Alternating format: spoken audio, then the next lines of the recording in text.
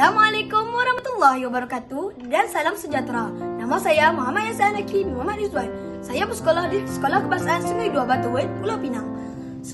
Kod sekolah saya ialah BBA 2024. Hari ini saya ingin menceritakan tentang sebuah buku yang bertajuk Allah Bagi Hidayah.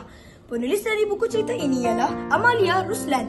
Penerbit dari buku cerita ini Bangkit Dakwah Publishing dan pengarah dari buku ini ialah Amal Bookshelf. Buku ini mempunyai sebanyak 22 muka surat. Buku ini menceritakan sekisah seorang ayah sedang memandu kereta bersama ibu dan kedua anaknya.